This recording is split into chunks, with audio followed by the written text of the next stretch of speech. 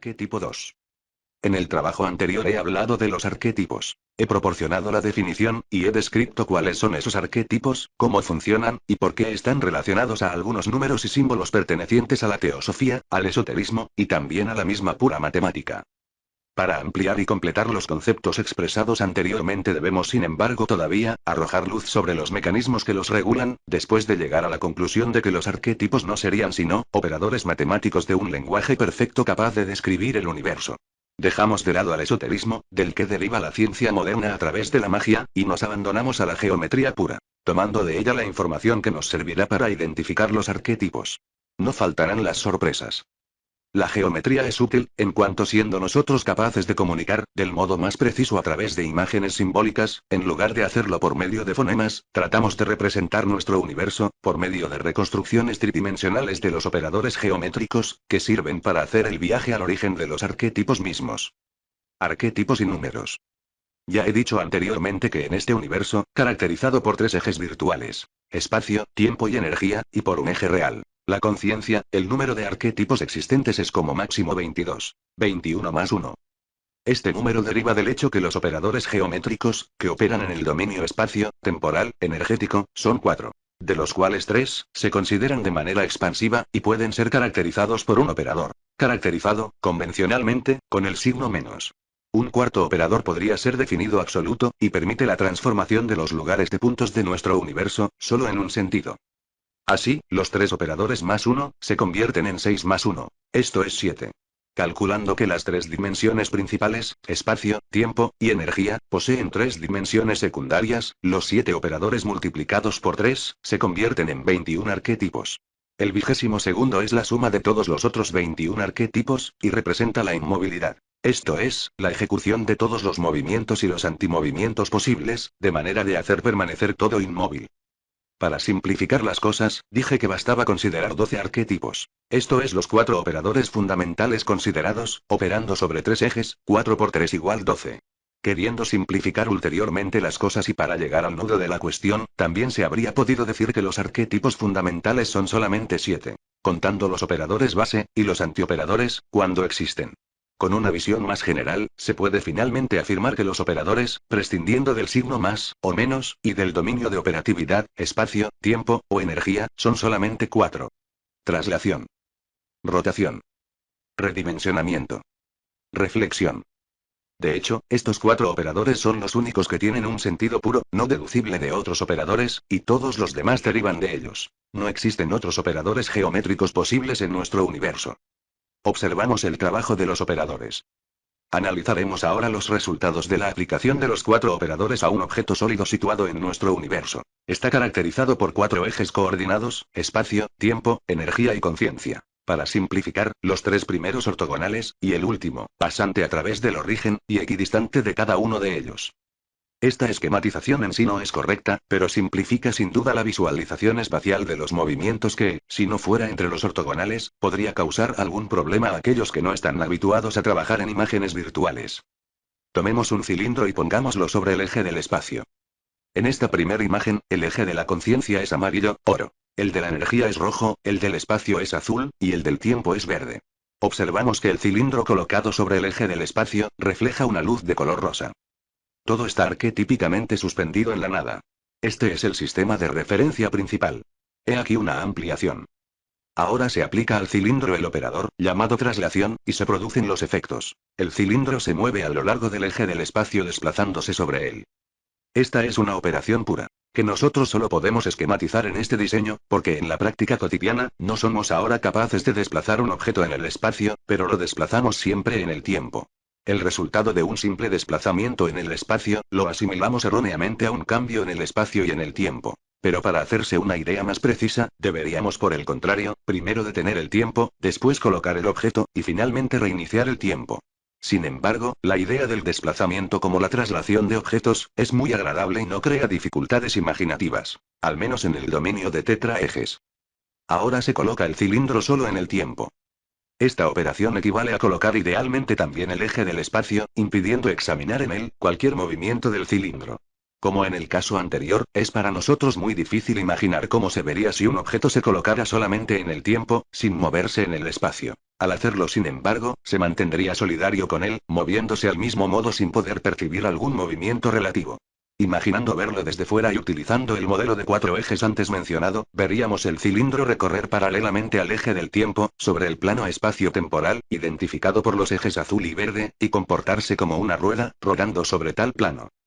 En breves palabras, a medida que luchamos en imaginar un cilindro que esté detenido en el espacio y se mueva solo en el tiempo, estamos obligados a seguirlo con el eje del espacio, haciendo nuestro movimiento de observadores, unido con el del cilindro, haciendo así que parezca detenido.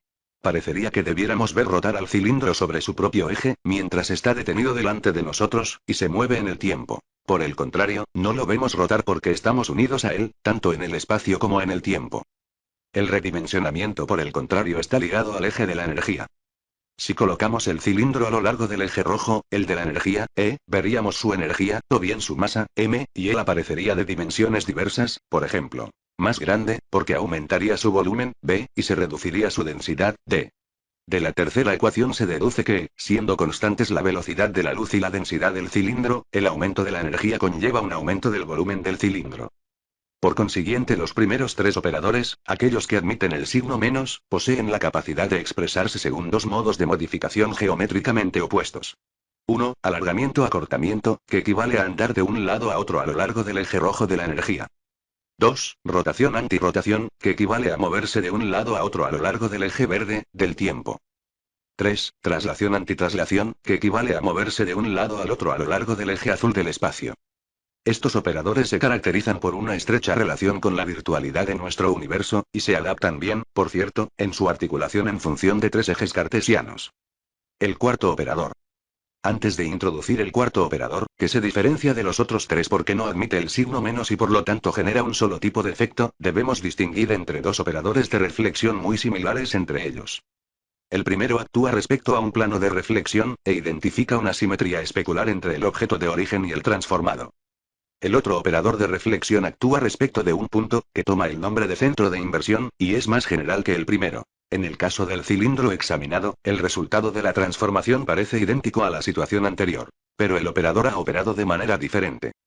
De hecho, no es difícil notar que solo la reflexión respecto de un centro de inversión representa una operación simple, mientras que para obtener el mismo resultado, es necesario aplicar bien dos veces la operación reflexión respecto de un plano.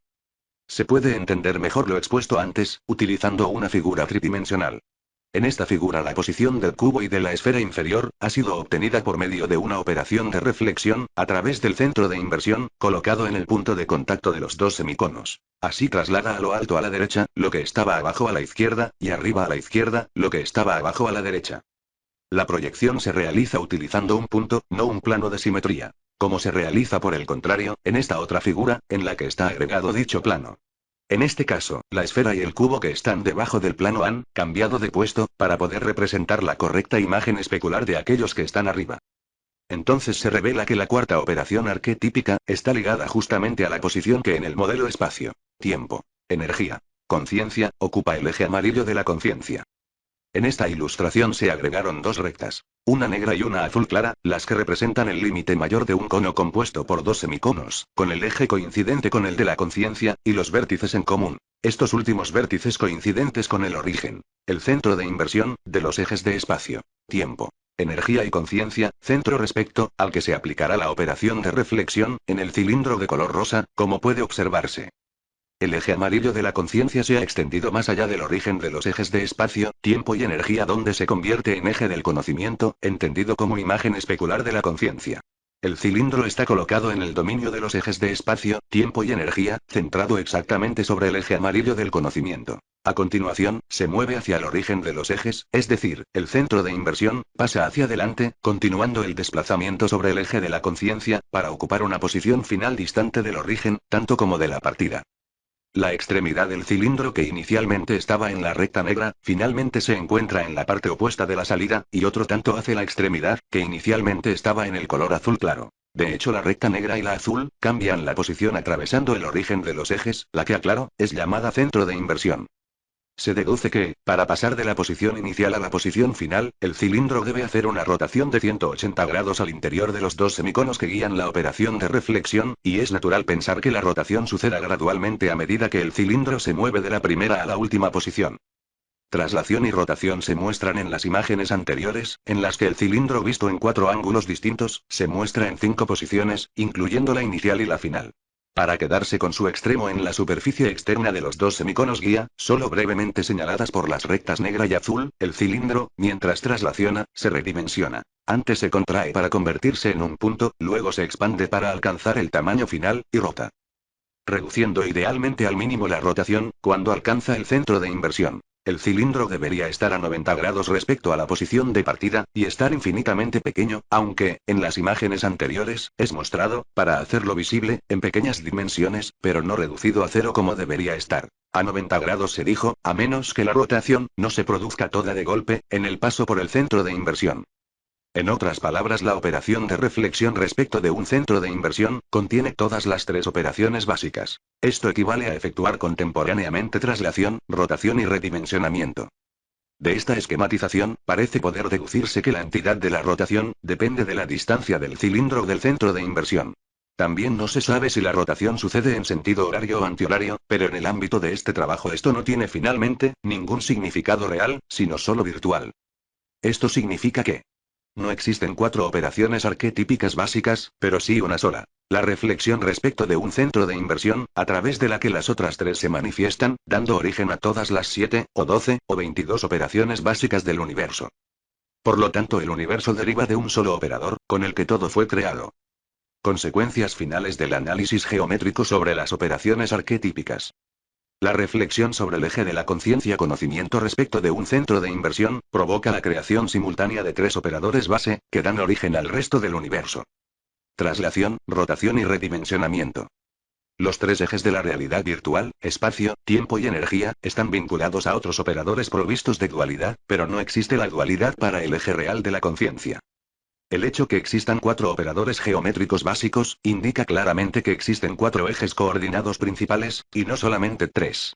Es posible demostrar la presencia del cuarto eje, el de la conciencia, aunque solo sea porque existe un operador geométrico dedicado a eso, y cuyos efectos podemos evidenciar solo dentro de la parte virtual de la conciencia. Esto es, en su imagen especular, que nosotros llamamos conocimiento.